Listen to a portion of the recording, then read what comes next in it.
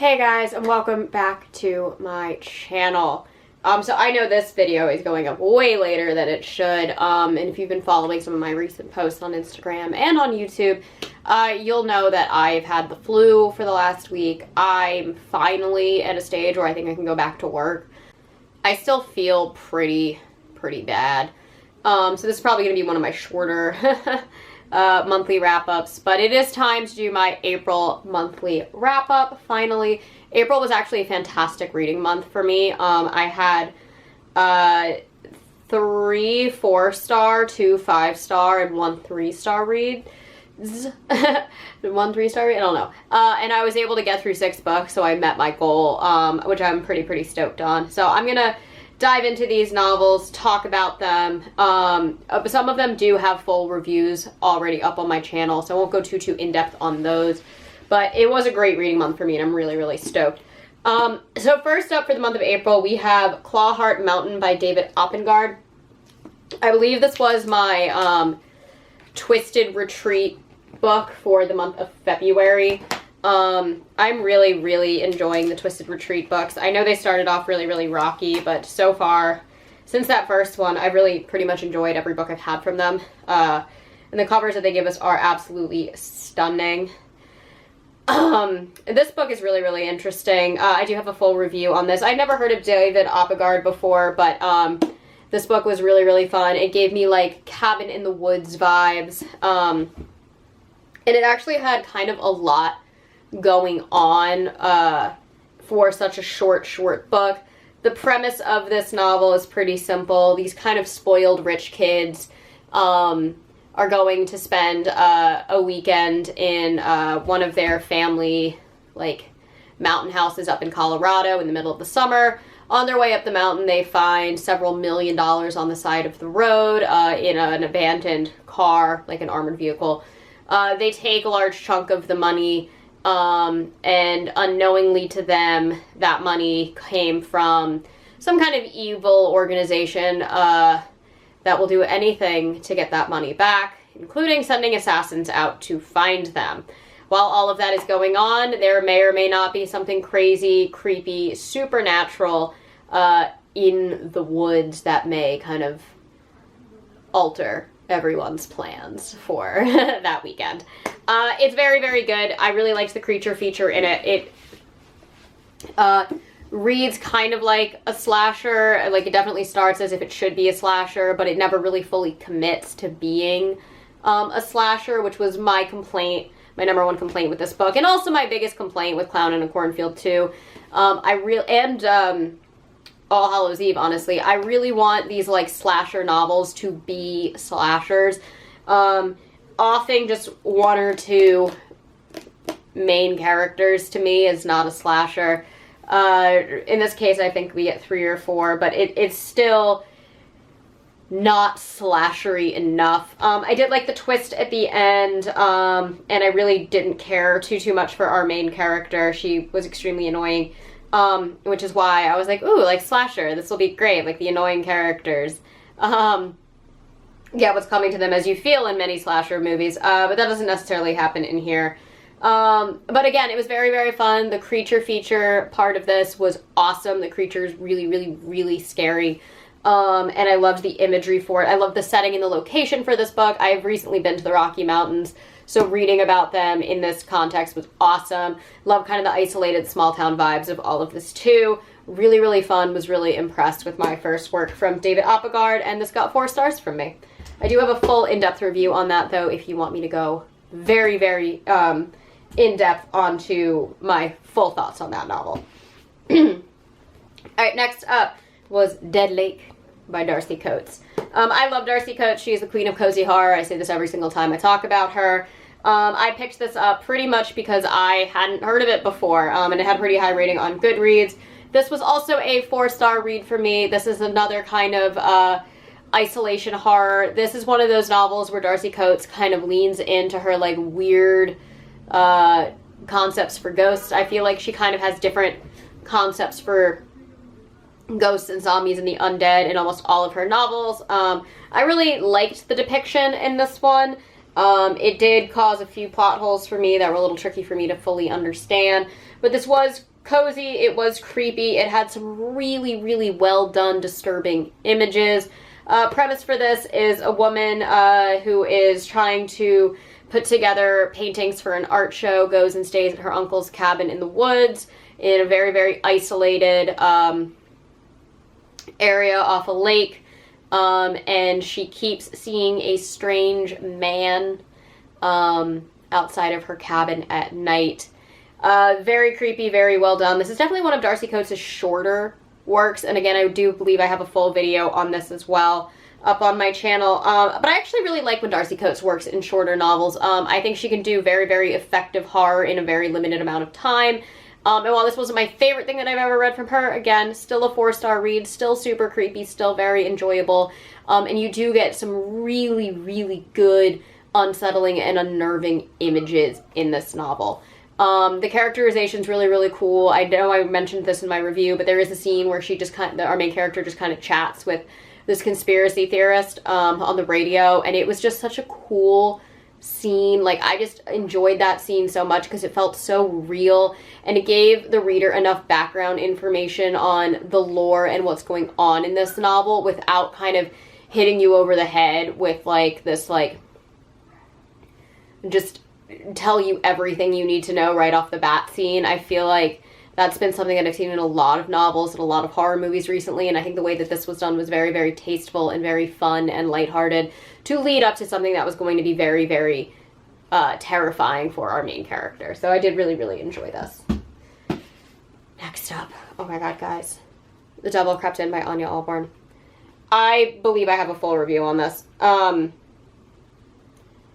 my god. This book was amazing. This book was amazing. This was a 5-star read from me. Anya Alborn really, really impressing me.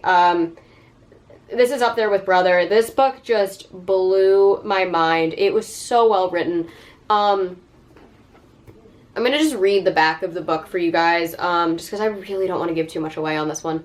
But it says, young Jude Brighton has gone missing, and while the search for him is in full swing here in the small town of Deer Valley, Oregon, the locals are starting to lose hope.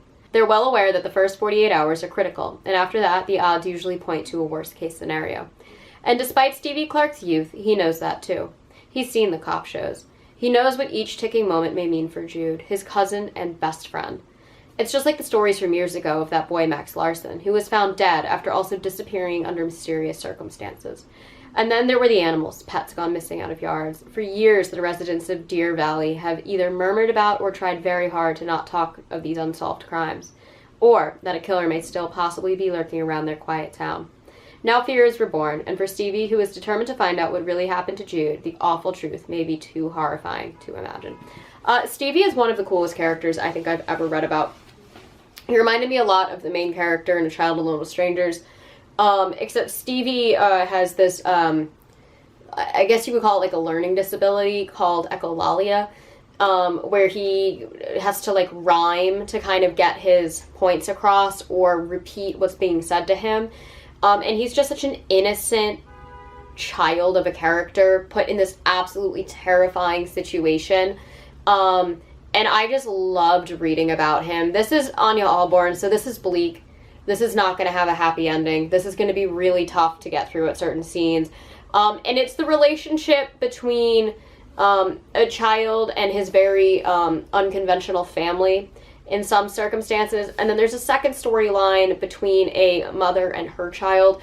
And the way that Anya Alborn writes familial horror is just so well done because it's so believable and it's so dark, and it's like taking the worst possible scenario, adding a supernatural element to it, and just elevating the horror of what could happen when you have blind loyalty to somebody because they are your family. And that's where the deep-rooted horror of this novel takes place. I devoured this book. Stevie is a fantastic character.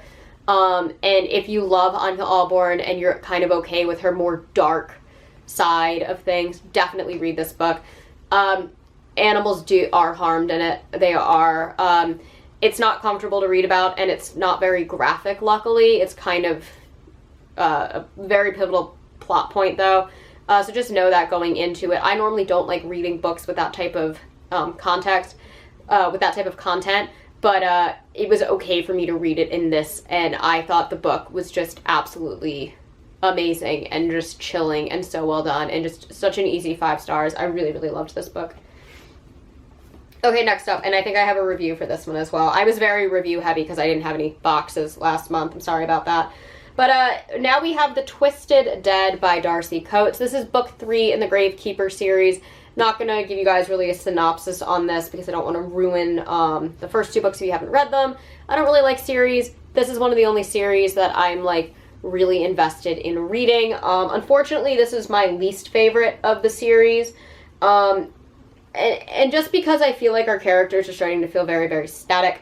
For those of you guys who do not know, this series is about a woman named Kira who wakes up with amnesia, finds out she can talk to ghosts, and is hiding out from this like strange organization who's hunting her in this small town with her friends Mason and Zoe, who kind of help her use her powers to unlock the secrets of the town and the ghosts in the town. It's fun. It's very, very original, and I really like the direction this book set up for the next novel. But this one to me was definitely a filler book. I really want to see character growth from both Kira and Mason. I feel like they've become these very, very static characters, and I feel like more dynamic characters like Zoe and Harry are kind of not being utilized as much as they could when they are definitely the most interesting to read about. Luckily, unlike the other 2 books that focused more on Kira's powers, this one definitely focused more heavily on the organization that is hunting her and why she has amnesia, which I'm really happy about because it's like a big mystery for the book, and to learn more and more about it was awesome. We'll absolutely continue to read this book. This was still, we'll absolutely continue to read the series. This was still a 4-star read for me, but it definitely was the weakest book in the series so far. Just it felt very much like it's setting up for the 4th book, which again, I don't mind. But I would love to see some more character development of their main characters. Okay, next up, guys, after I read The Devil Crept In, I knew I had to read Within These Walls. This is a cult book. This is, I'm gonna just dare to say, the best depiction of a fictional cult I've ever seen. And I really did enjoy Todd Kiesling's Devil's Creek. I really do enjoy a lot of Adam Neville's work. But this was just the absolute best because so much of this story is through the eyes of somebody who is slowly being brainwashed into joining this cult. And just the way that the cult leader speaks and the actions that you get, it just felt so real. It felt like Anya Alborn did a lot of research into how people are tricked into joining cults and like giving up their whole lives. And it was so scary how much manipulation was done on one of our main characters. This is such an interesting book. It's told through 2 different time periods. The main one being an author who was trying to interview this cult leader about 30 years after he murdered like 10 of his followers. And he's trying to get like the inside scoop while living in the house that the cult leader resided in with our main character's daughter, who is I think 13. And then at the same time, you're getting flashbacks to the original owner of the house and how this cult leader brainwashed her into joining their cult. And so those 2 storylines are parallel. So this is a supernatural novel as well, which I am surprised to say this, really, I don't think it's cosmic horror to say. Like, I don't feel like it's cosmic horror, but it does have a lot to do with, like, ghosts in the afterlife and, like, kind of leaving your impression on a space. But this was just very, very well done. It was very unnerving, very uneasy, very upsetting to read, and I really, really enjoyed it. Again, it's Anya Alborn, so it always has to focus on family. This deals a lot with the relationship between a father and his daughter, as well as the relationship that someone has when they feel abandoned by their family and feel the need to find replacements. I don't really want to say much more than that, just that this was a 5-star read. I devoured this book. Like, I really couldn't put this one down. And I'm really torn. I do think that The Devil Crept In and Brother I liked more just because I found them more enjoyable to read. I don't know if I would necessarily say this was enjoyable. This was fantastic, but it was very uncomfortable to read. But I do highly, highly, highly recommend this. I definitely liked this more than Seed and Palmetto and Dark Across the Bay. It's dark, it's gloomy, it's the best cult book I think I've ever read. And I was blown away by it. So absolute 5 stars for that. And then last but not least, I did recently go to Savannah for my bachelorette party. So before I went, I wanted to read Historic Haunts of Savannah, which is kind of what it is. This is kind of cool though, because it tells you like the history of the people that these ghosts are believed to be. It tells their stories kind of in a narrative form, which I really, really like, and then kind of breaks down the history and kind of pulls apart parts of the ghost story that may or may not be true. We went to a couple of the locations in this book, but it definitely started off way stronger than how it ended. The end chapters definitely were a little harder to get through. So this was a 3-star read. Definitely not my favorite Historic Haunts of Savannah, especially because it really only focused on like 6 or 7. And I've read so many other books that focus on so many more. And there's so much, there are so many haunted places in Savannah that I would have liked to have learned more about it. And the history lessons that you got with the ghost story started to feel redundant after a while. They all went on just a few more pages than they should have, and I felt like we could have gotten more haunts out of this to begin with. But still, I loved going to Savannah, and this was very, very cool to read about before I went, but it was still only a 3-star read from me. Anyways, those are the books that I read through this April. I'm so happy I was able to get through 6, 5 of them being novels, and almost all of them, except for my own nonfiction book, being very, very highly rated. So I was very pleased with my April reading month. That I think is the strongest month I've had so far, so thank God. But yeah, anyways, I'm sorry that I might sound scatterbrained in this. I'm still very sick. I'm hoping over the next couple videos I'll get better. Anyways, thank you guys so much for watching. As always, I post every Monday and Thursday, sometimes on Saturdays. And if you enjoy these videos, please hit the like and subscribe buttons down below, and I will catch you on the next one. Mwah.